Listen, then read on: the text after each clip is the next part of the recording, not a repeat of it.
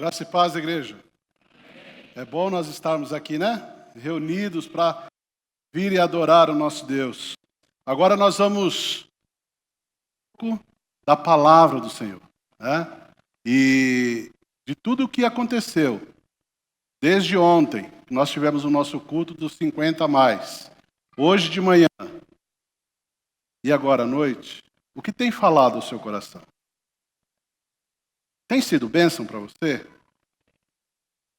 Quando começou o culto nesta noite, eu ouvindo aqui o irmão falando a respeito dos dízimos e das ofertas, ele falou a respeito de um coração, né? 45 centímetros que separam, né? Uma pessoa de poder entrar no céu. E se você reparou, nas músicas também falou sobre coração, né? Como está o seu coração? Você está bem? Está bem com Deus? Nessa noite, o que eu preparei essa semana, os irmãos podem colocar a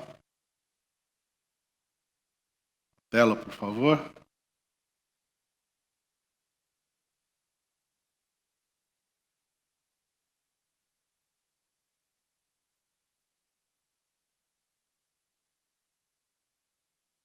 Vamos falar hoje sobre sempre crescendo, sempre vencendo.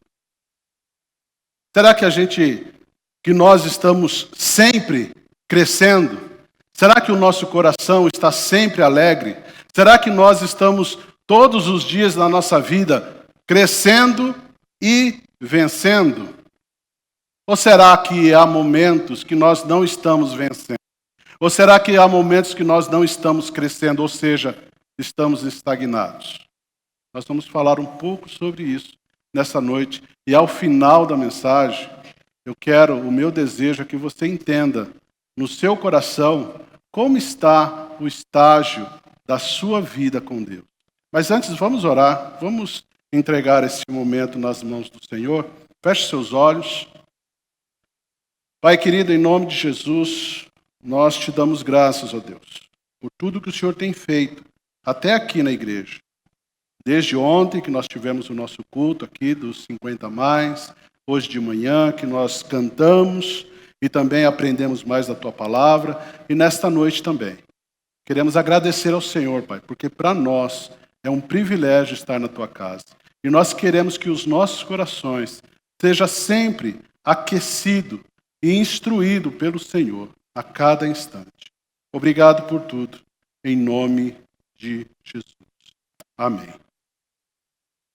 Irmãos, quando a gente fala sobre crescendo e vencendo, esse é o propósito de todos nós.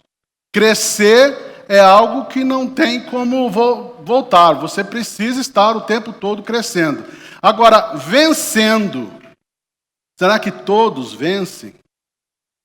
Num mundo onde a gente vê tantas derrotas e tantas coisas erradas e tantas pessoas que estão aí padecendo e sofrendo. Eu sei que muitas pessoas vão para a igreja e muitas vezes se deparam com palavras como essas aqui, ó.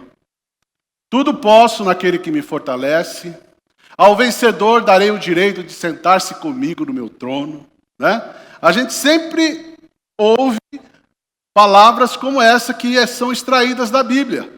Quem vencer herdará todas as bênçãos. Tem versículo que fala que você é cabeça e não cauda, né? E muitas pessoas vão para a igreja com esse intuito, de poder buscar vitória, de dizer ao vencedor, darei o direito de comer da árvore da vida. Essas palavras aqui são extraídas da palavra de Deus e são verdadeiras. E ela é, de fato e de verdade, ela é para nós mesmos. Você crê que isso é para você? Amém. Glória a Deus. Mas o que eu quero dizer para você nesta noite é que se você não tiver um entendimento a respeito do desenvolvimento que Deus tem para a sua vida, do crescimento da sua vida espiritual, tudo isso daqui você não vai entender nada. Tem pessoas que se convertem, que vivem anos na vida cristã e acabam não contemplando essas promessas. Pessoas que passam anos e anos vivendo a sua vida cristã, mas ficam estagnadas. Por não crescerem, por não desenvolverem a sua vida, elas acabam morrendo sem desfrutar dessas bênçãos. Quando a palavra de Deus nos ensina que as bênçãos de Deus, ela atravessa gerações. As bênçãos de Deus na minha vida não é só para mim.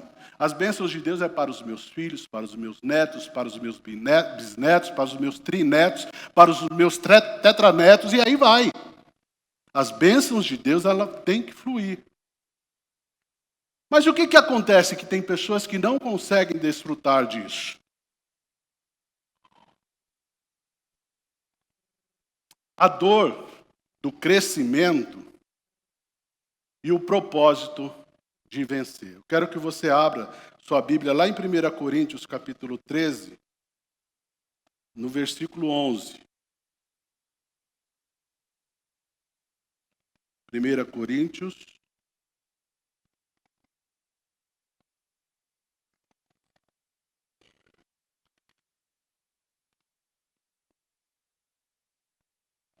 que nos diz assim: quando eu era menino, falava como menino, sentia como menino, discorria como menino, mas logo que cheguei a ser homem, acabei com as coisas de menino. Crescer é algo que deve acontecer ao curso da nossa vida, né? Quando você era criança, você fazia as coisas de criança, mas agora a maioria de nós aqui, né? Lógico que se nós formos lá no Kids, está cheio de criança lá, mas a maioria de nós aqui já somos pessoas adultas, que já passamos pela fase de menino. Ou seja, o crescimento físico é inerente a todos nós, né? Na adolescência, os nossos ossos doem, há o incômodo de mudanças, assim também é o crescimento espiritual. Sempre crescer acaba sendo um incômodo, porém necessário. Porém, ele é importante para as nossas vidas. O apóstolo Paulo, em suas cartas, deixa claro que crescer espiritualmente não é confortável, mas essencial para se alcançar a vitória. Muitos querem vencer sem crescer. Mas na vida cristã, vitória é resultado de desenvolvimento. Crescer é difícil, mas é necessário. Crescer espiritualmente significa negar-se a si mesmo. E aí eu vou pedir para você abrir a sua Bíblia lá em Lucas capítulo 9. Lucas, Evangelho de Lucas.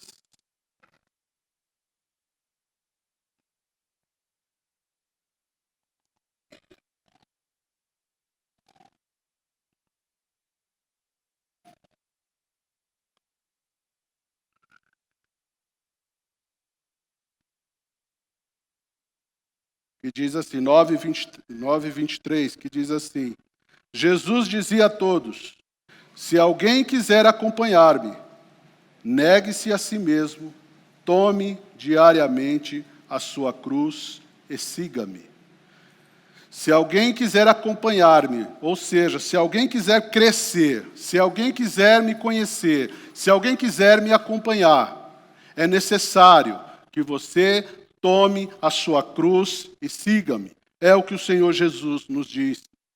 Também é interessante que o apóstolo Paulo nos ensina que muitas vezes nós precisamos abandonar os nossos comportamentos imaturos e deixar as coisas do velho homem de lado. Há um texto aqui em Romanos, capítulo 7, a partir do versículo 15, indo um pouco mais à frente na sua Bíblia, Romanos, no capítulo 7,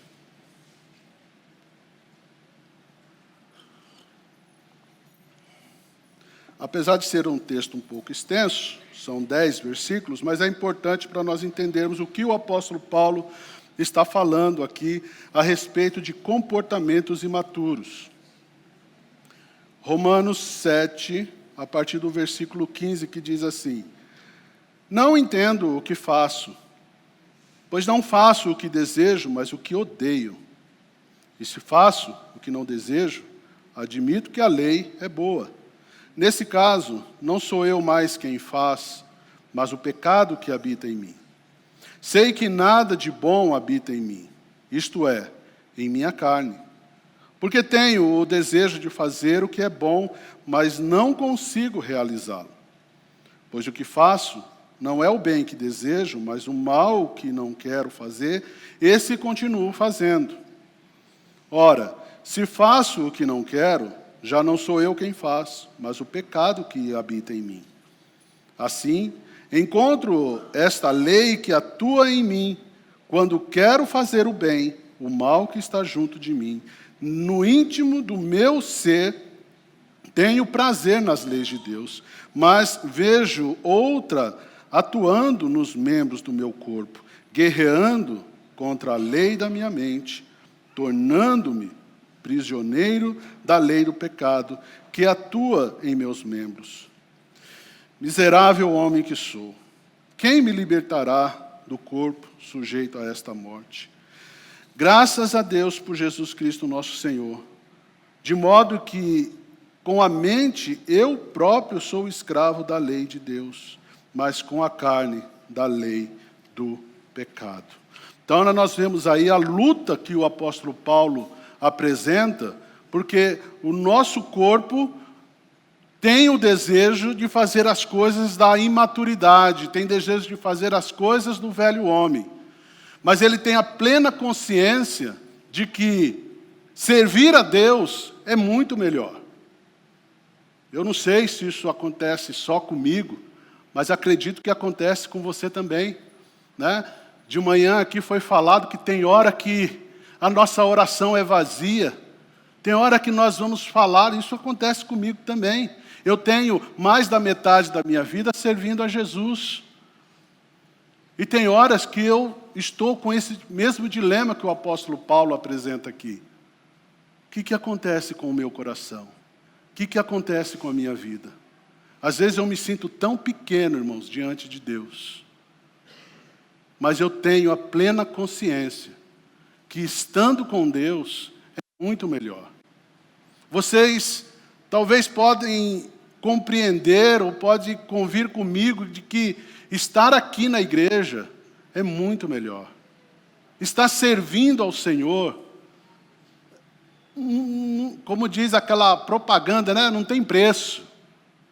Tem tantas pessoas que estão aí se perdendo no mundo, procurando uma saída. E ainda que nós tenhamos fragilidades no nosso corpo, na nossa vida, nós temos que ter sempre essa plena consciência de que Deus, Ele é o melhor para as nossas vidas. Também, além de saber que crescer é difícil, mas necessário, é preciso também resistir ao pecado. Lá em Hebreus, capítulo 12, versículo 4, eu vou pedir para você ir um pouco mais à frente.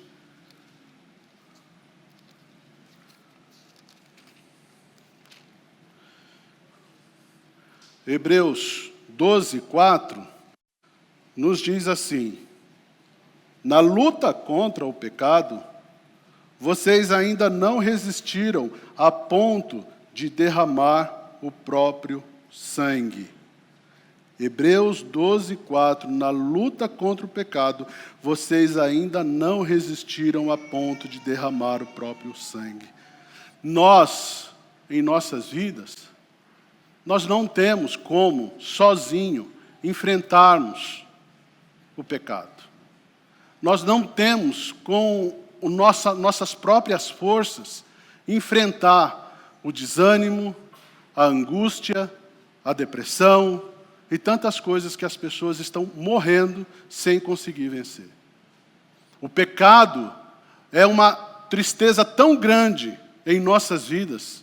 O pecado é algo tão terrível em nossas vidas, que Deus pode tolerar tudo em nossas vidas, mas Ele não tolera o pecado. Não tolera o pecado, porque Ele sabe que o pecado é a pior tragédia que pode acontecer na vida de um ser humano. E o pecado é tão desastroso que custou o sangue do Filho de Deus para nos salvar. Porque sem derramamento de sangue não há remissão do pecado. Na luta contra o pecado, vocês ainda não resistiram a ponto de derramar o próprio sangue. Ou seja, o pecado é algo que para o homem, nós vamos falar daqui a pouco, para o homem natural, para o homem carnal, para o homem que não, ou o homem que não conhece a Deus, pode ser até algo banal na vida dele. Mas no mundo espiritual, o pecado é terrível. O pecado é o mal de toda a humanidade. E também, para nós crescermos, mesmo sabendo que é difícil, mas necessário, eu quero que você abra lá em 2 Coríntios, capítulo 5, versículo 7.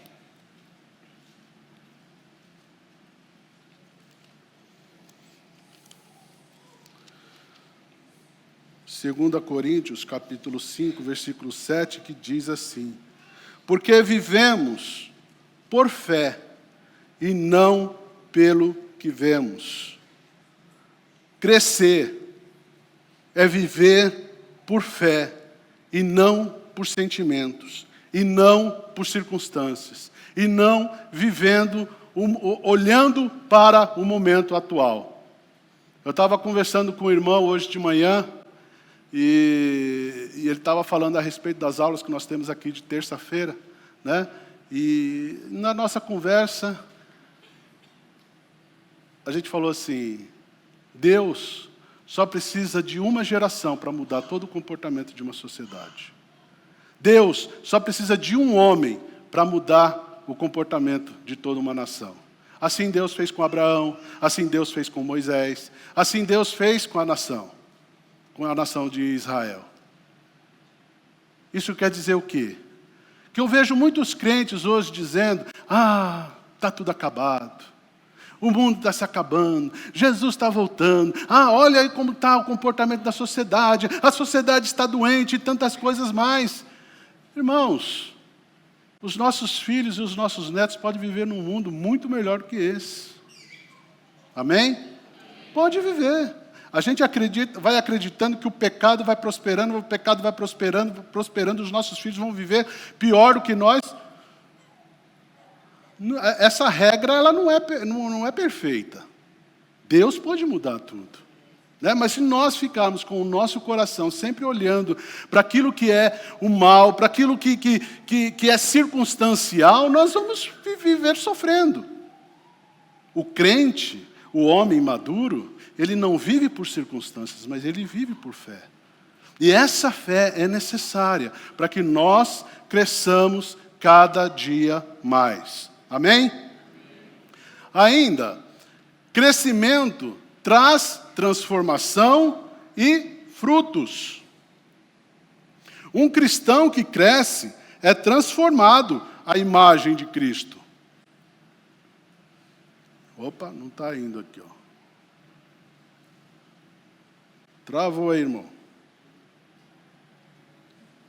Abra sua Bíblia lá em 2 Coríntios,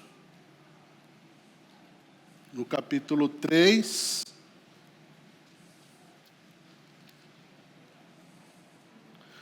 Versículo 18. Capítulo 3, versículo 18. 2 Coríntios 3, 18. Crescimento traz transformação e frutos. 2 Coríntios 3, 18, que nos diz assim: e todos nós, que como a face descoberta contemplamos a glória do Senhor, segundo a sua imagem, estamos sendo transformados de glória cada vez maior, a qual vem do Senhor, que é o Espírito. Nós somos transformados de glória em glória. Eu quero que você diga aí, eu sou transformado de glória em glória. Eu sou transformado de glória em glória. Mais uma vez, eu sou transformado de glória em glória. Você crê nisso? Amém?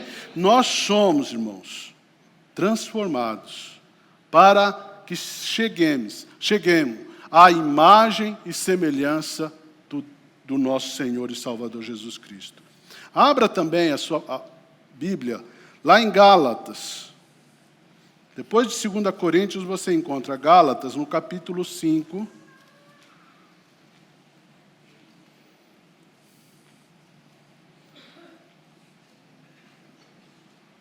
Crescimento traz transformação e frutos. Somos transformados à imagem de Cristo e produzimos fruto do Espírito.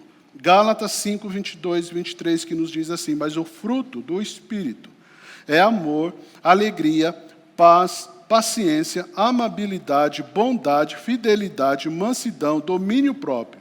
Contra essas coisas não há lei. Ou seja, isso é algo que já está inerente ao coração do homem. Ser bondoso, agir com gentileza, ser simpático, ser amável. Essas coisas é natural para aqueles que estão crescendo na graça e no conhecimento. Para aqueles que estão buscando os passos da maturidade. É necessário que essas coisas sejam natural na sua vida. É natural que eu olhe para o Anderson, olha que homem gentil, né? Que pessoa cheia de paciência. Você dá risada, mas é verdade, é verdade. Cheio de paciência, cheio de amor, né? Pode cobrar dele, porque ele vai ser simpático sempre com você. Então, crescimento produz também fruto do Espírito. Crescimento espiritual não é algo automático. Exige disciplinas espirituais. Oração, leitura da palavra, comunhão, estar juntos aqui, nós nesta comunidade. Temos dito aqui que nós somos uma família para pertencer, é o que nós temos dito aqui. Você está agindo dessa forma, como uma família, né? Na sua casa, você está buscando crescer espiritualmente? Como está a sua vida de oração? Como está a sua vida buscando a presença de Deus? Abra a sua Bíblia lá em 2 Pedro 3, 18. Lá quase no final da Bíblia. 2 Pedro 3.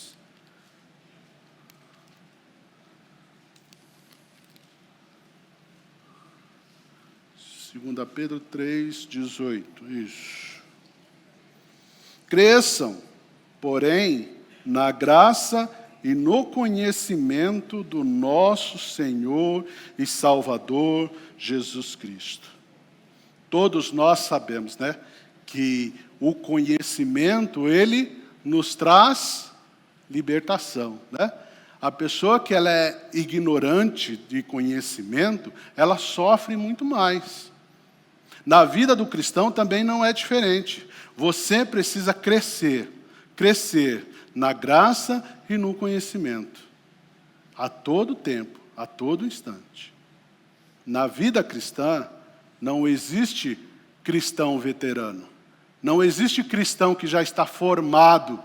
Eu já tenho pós-graduação em vida espiritual. Não. Eu, que tenho alguns anos servindo ao Senhor, preciso também crescer. Porque se eu parar de orar, se eu parar de ler a palavra, se eu parar de congregar, sabe o que vai acontecer com a minha vida? Ela não vai ficar estagnada. Ela vai regredir. Ela vai regredir. O problema é que se você não crescer, você não fica parado. Você volta. Vai voltando. Isso é terrível. Para crescer também, se você não está crescendo, está estagnado, e quem para, corre o risco de retroceder. Vai lá para Hebreus 10, voltando um pouco, Hebreus 10, versículo 39.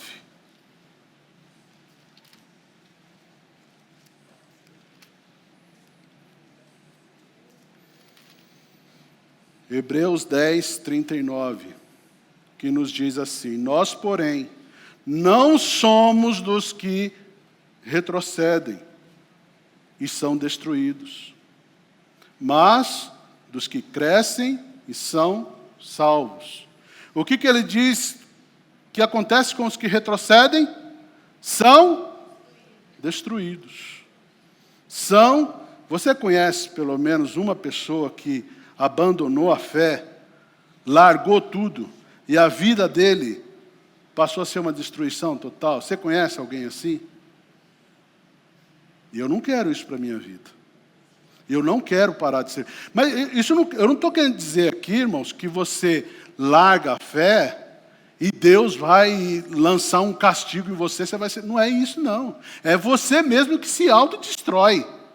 É você mesmo que acaba com a sua vida. Porque uma vez que você conhece o amor de Deus, uma vez que você conhece e sabe aquilo que Ele sofreu por você, naquela cruz, o sangue foi derramado, e você, em algum momento da sua vida, desanima, cai na fé e abandona tudo isso, você está dizendo: olha, tudo que Jesus fez para mim na cruz não valeu de nada. E se o que Cristo fez por você não valeu de nada, nada mais tem solução na sua vida. Quem retrocede é destruído.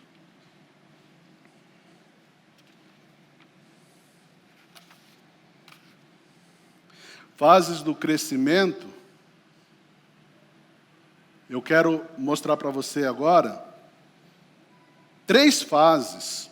Nós não podemos ficar estagnados no crescimento. O crescimento é um processo que precisa de nossa atenção, respeitando as suas fases. A Bíblia nos ensina que há uma semelhança marcante entre o desenvolvimento espiritual e o físico. Assim como uma criança é desenvolvida no ventre da sua mãe, uma criança nasce, ela cresce, e o seu crescimento físico é natural até se tornar adulto, assim também acontece na vida espiritual no momento em que você se converte, no momento que você aceitou Jesus. Imagine, é como um parto, é como gerar uma nova vida, só que não carnal, mas espiritual.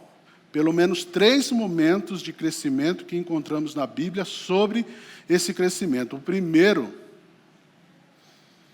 é como bebês recém-nascidos. Como bebês recém-nascidos. O apóstolo Paulo dá um destaque especial a esta fase. Abra comigo lá em 1 Pedro, no capítulo 2, versículo 2 e 3. Dá para ver aí? Eu sou péssimo para negócio de cor, aí quando chega aqui, aí...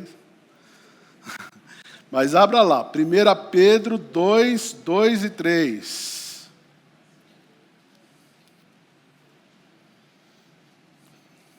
Veja o que ele fala aqui. O apóstolo Pedro dá esse destaque especial, dizendo: como crianças recém-nascidas, desejem de coração o leite espiritual puro, para que por meio dele cresçam para a salvação, agora que provaram que o Senhor é bom. Então, eu não sei quanto tempo você tem de convertido, quando você aceitou Jesus. Talvez você tenha aí 1 mês, 1 ano, talvez, ou talvez um pouco mais, e muitas coisas podem soar estranho para você.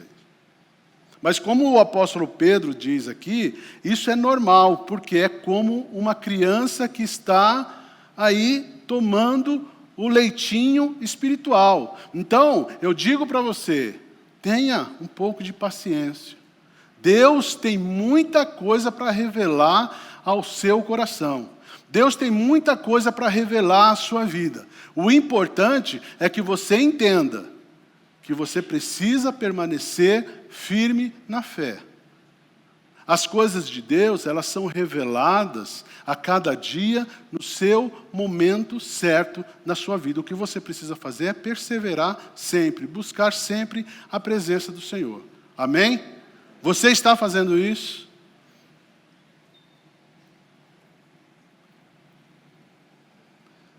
Esse estágio fala daqueles que acabaram de experimentar um novo nascimento. Eles foram regenerados, ou seja, gerados pela palavra. Embora sejam adultos na conversão, são bebês recém-nascidos na vida espiritual. Abra a palavra lá em João, capítulo 3, versículo 6.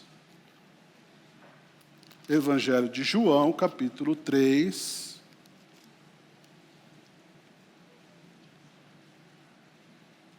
Versículo 6. Amém? Que nos diz assim: o que nasce da carne é carne, mas o que nasce do Espírito é Espírito. Jesus estava conversando com um homem aqui, grande conhecedor, chamado Nicodemos. E Jesus estava dizendo para ele: olha, Nicodemos, o homem, para nascer de novo, ele precisa nascer da água e do Espírito. Não é como o nascimento da carne. O que nasce da carne é carne. E o que nasce do Espírito é Espírito. Então, a pessoa que se converteu, que aceitou Jesus, está gerando para uma nova vida. Lá em Tiago, capítulo 1, versículo 18... Vou pedir para você ir comigo até lá. Hebreus, Tiago, 1, 18.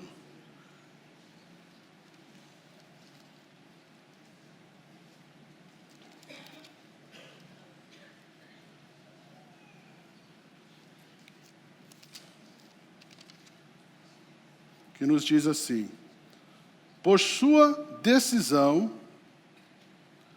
nos gerou pela palavra da verdade, a fim de sermos como os primeiros frutos de tudo que Ele criou.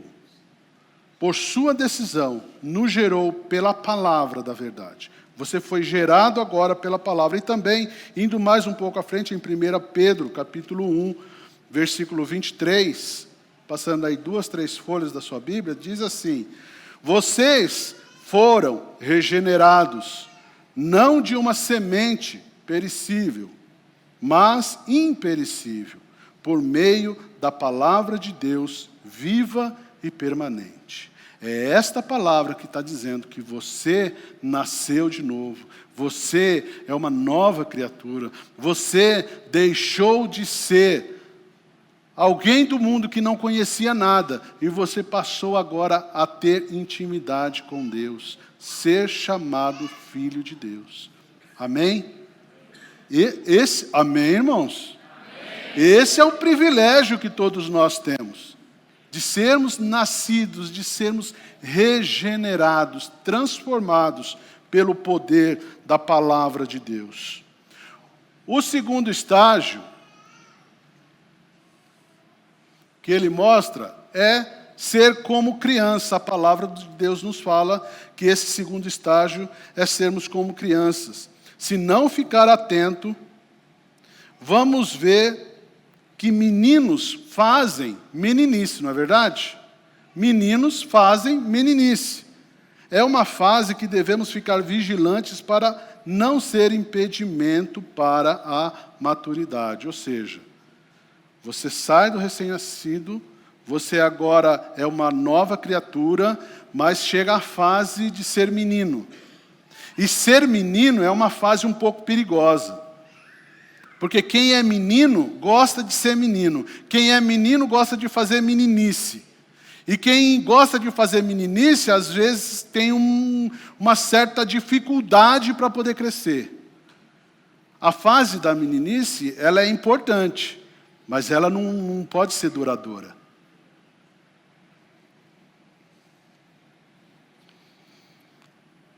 Abra a palavra lá em Efésios capítulo 4.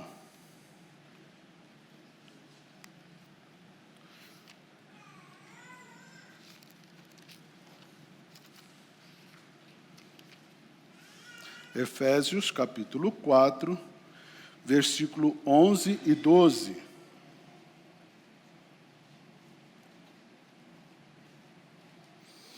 Veja o que o apóstolo Paulo nos diz aí. É ele, e ele designou alguns para apóstolos, outros para profetas, outros para evangelistas, outros para pastores e mestres, com o fim de preparar os santos para a obra do ministério, para o corpo de Cristo, para que o corpo de Cristo seja edificado. Então, quem é menino, saiba que Deus está querendo te preparar para esses ministérios aqui.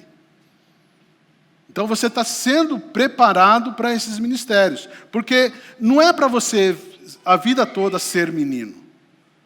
Não é para você ficar 5, 10, 15, 20 anos sendo menino. Não é para você ficar todo esse tempo só vindo para a igreja sem compromisso e vai para casa. Não.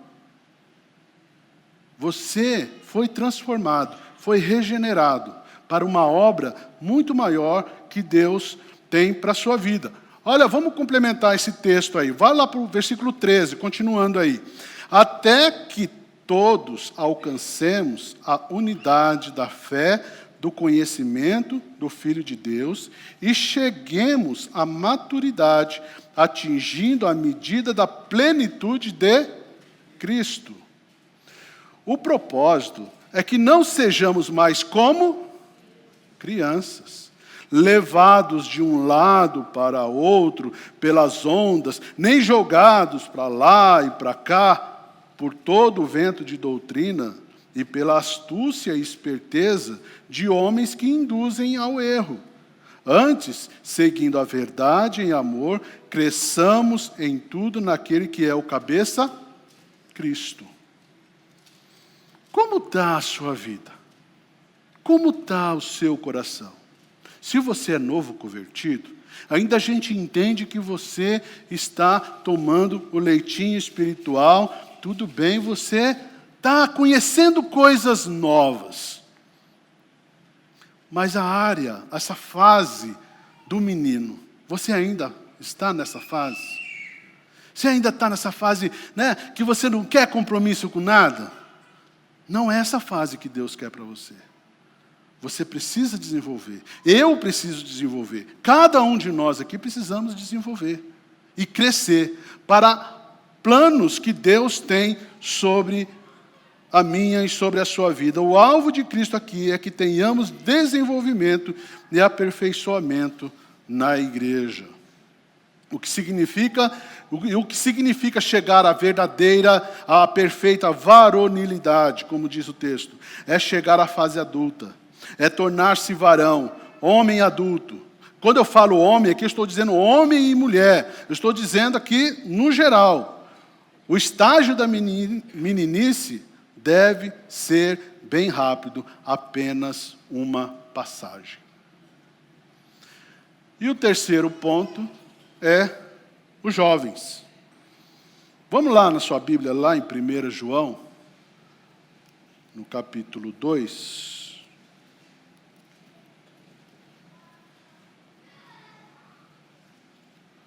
1 João,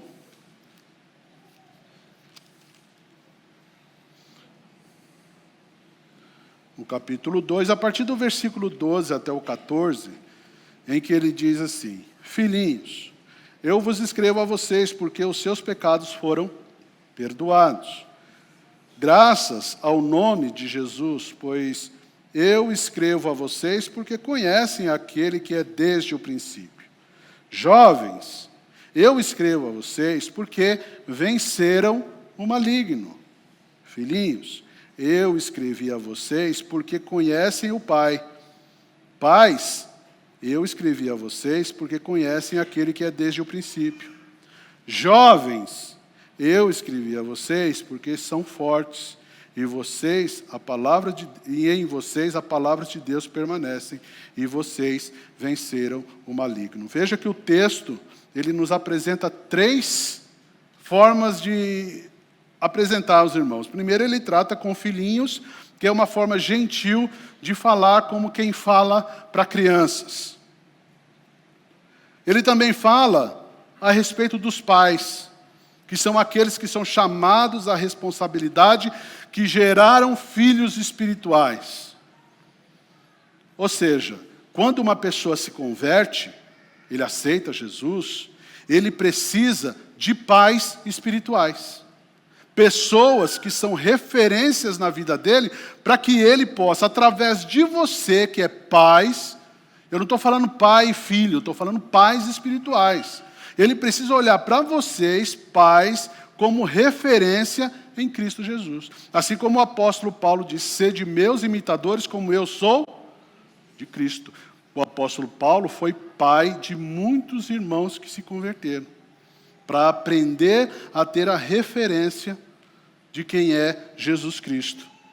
Leitinho espiritual, ele está ali tomando aquele leitinho espiritual, ele está aprendendo, ele precisa de referência. Então o João aqui está falando de filhinhos, que é uma forma gentil de falar com crianças, está falando com pais, que é chamando a responsabilidade daqueles que geraram filhos espirituais, e ele fala também aqui com jovens, aqueles que não são filhinhos, mas também não chegaram à estatura de pais, mas são chamados de fortes, aqueles que entram na classificação de lutar e vencer.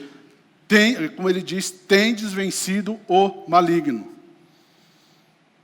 Ou seja, quando você está tomando leitinho espiritual, você é um novo convertido e permanece, logo você vai entrar na meninice. Essa fase tem que ser rápido. Mas daqui a pouco você é jovem. E muitas lutas e muitas situações difíceis vão vir para você, mas você deve permanecer firme. Porque os pais já são experimentados, já são pessoas experientes, já são pessoas que estão firmes na fé. E nós vamos falar um pouquinho mais à frente a respeito disso. Cada fase tem a sua característica própria.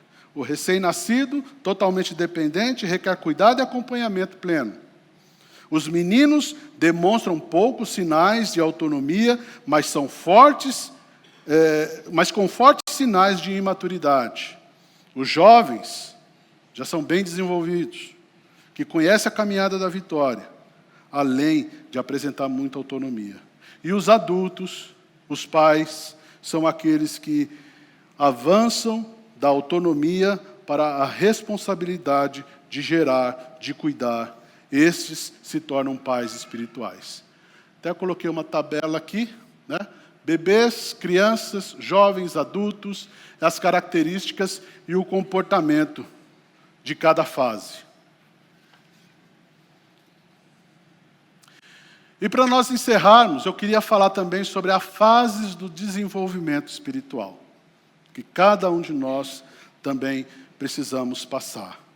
Há outras nomenclaturas bíblicas que podem ser usadas para indicar as fases do crescimento e maturidade. Eu vou pedir para você abrir lá em 1 Coríntios, capítulo 2, versículo 14.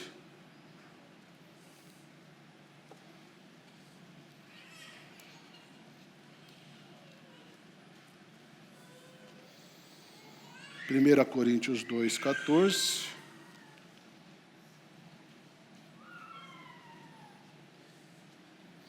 Que nos diz assim: quem não tem o Espírito, não aceita as coisas que vêm do Espírito de Deus, pois lhes são loucura, e não é capaz de entendê-las, porque elas são discernidas espiritualmente.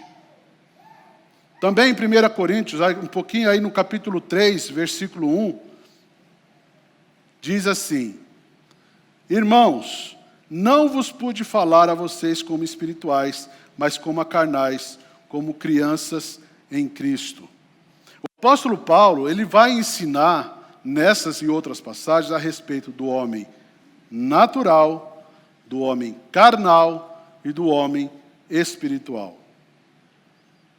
O homem natural é o homem sem Cristo, é o não convertido. Ainda fora do reino do Senhor, e este reino, ele é espiritual.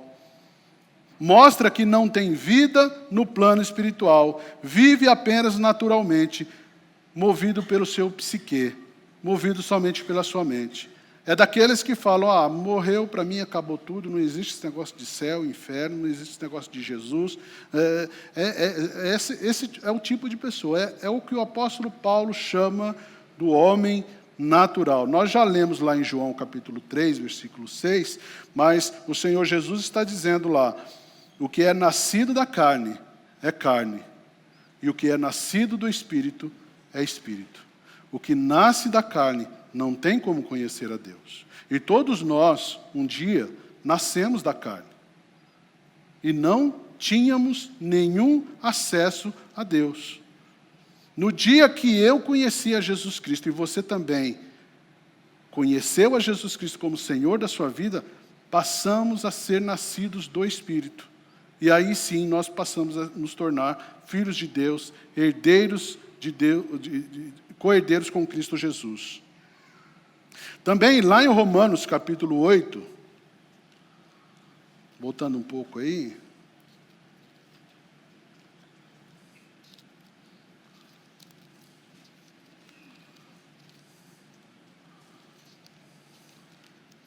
Romanos, no capítulo 8,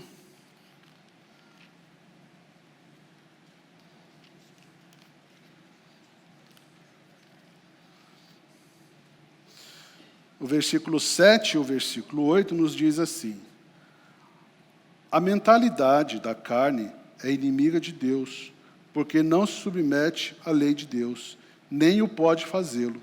Quem é dominado pela carne não pode agradar a Deus. Não pode agradar a Deus. E também, ainda falando do homem natural, eu quero que você abra lá em 1 Coríntios 2, 14.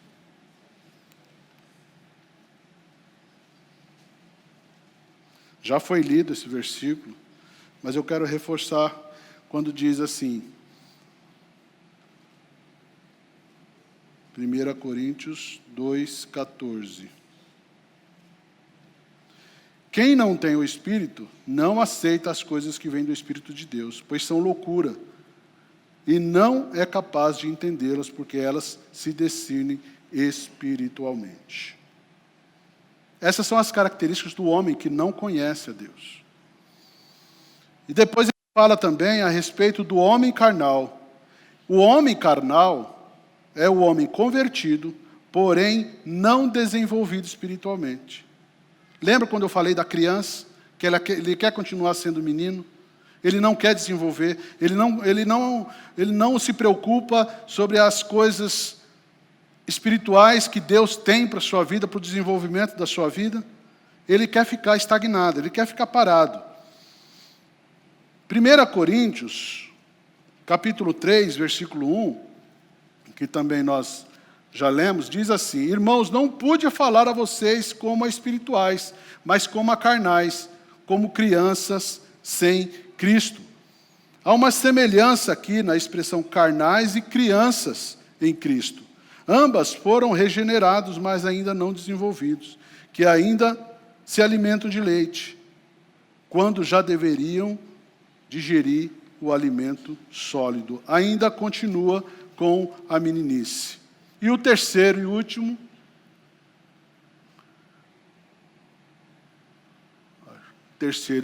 fala do homem espiritual.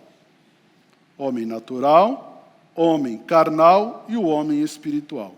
O homem espiritual faz parte daqueles que já cresceram e desenvolveram em suas faculdades exercitadas para discernir não somente o bem, mas também o mal.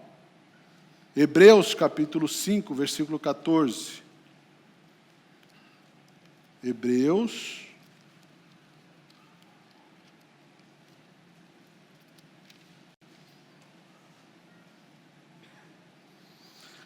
capítulo 5, versículo 14, que nos diz assim: mas o alimento sólido é para os adultos, os quais, pelo exercício constante, tornaram-se aptos para discernir tanto o bem quanto o mal. E a pergunta que eu faço é: como está a sua vida? Se fosse colocar um termômetro espiritual debaixo do seu braço para medir qual é o grau de maturidade que eu e você temos, o que daria? Daria recém-nascido, menino, jovem, adulto? Ou daria também homem natural, carnal, espiritual? Como seria? É algo que nós devemos refletir em nossas vidas. Como está o meu estágio da minha vida espiritual com Deus? Será que eu só venho para a igreja é suficiente para o meu crescimento espiritual? Esse pastor, ele traz esse texto que eu achei muito interessante. Veja o que ele diz. O homem natural é aquele que ainda não passou da morte para a vida. Não nasceu de novo. Foi recriado. Nunca se tornou uma nova criatura em Cristo Jesus. O homem carnal é uma nova criatura, pois nasceu de novo, mas jamais desenvolveu, nem cresceu. A triste verdade é que o homem carnal pode ficar nesta condição durante toda a sua vida. Talvez nunca passe para a etapa da primeira infância na condição de nova criatura. É governado pelo seu corpo, pelos sentidos, não pelo seu espírito. O homem espiritual é aquele que se desenvolveu nos aspectos divinos. Seu espírito conquistou o domínio sobre os seus processos intelectuais e conseguiu o controle sobre o seu corpo e sobre os seus sentidos físicos. Deus o governa por meio da palavra. Em que fase que eu estou? Em que fase que nós estamos? A vitória é para aqueles que crescem. Em Apocalipse capítulo 2, versículo 10 diz: ao que vencer, dar-lhe-ei a coroa da vida. Vencer é um resultado de um processo de crescimento, de amadurecimento, de uma caminhada com Deus que requer perseverança, fé ativa, transformação contínua. José venceu porque ele cresceu na adversidade. Davi venceu Golias porque ele cresceu na intimidade com Deus e no anonimato. Paulo venceu porque ele escolheu morrer para si e viver para Cristo. E para nós concluirmos aí, quem não cresce, não vence. Crescer espiritualmente é um chamado de Cristo. A fé que nos salva também é a fé que nos transforma diariamente. Como eu disse, não tem nenhum de nós aqui que não pode se dar o valor de dizer: eu já tenho um nível altíssimo de vida com Deus. Nós estamos crescendo cada dia mais. Nós precisamos desse crescimento cada dia mais. E à medida que nós vamos crescendo, nós vamos superando obstáculos e vamos caminhando com Deus. Provérbios 4,18 diz: a vereda do justo é como a luz da aurora, que vai brilhando cada vez mais até ser dia perfeito. Vitória não é um prêmio para os fortes, mas um resultado para os que perseveram em crescer. E também, esse texto, o pastor Luciano Subirá, citando Drummond Lacerda, diz assim: enquanto não houver diagnóstico, nenhum remédio deverá ser ministrado ao doente. A cura começa com o reconhecimento. A maturidade também pode começar quando conseguimos enxergar aonde estamos imaturos. Deixar Deus nos mostrar aonde estamos em nossa maturidade é importante para que possamos crescer e vencer. Amém, irmãos? Que a palavra de Deus ela possa produzir frutos em nossas vidas todos os dias, para que a gente possa desenvolver, porque Deus tem planos maravilhosos na sua vida. E eu quero dizer para você, para encerrar essa minha fala, tudo o que você fizer para o seu crescimento espiritual, Deus vai revelar coisas maravilhas, situações maravilhosas na sua vida.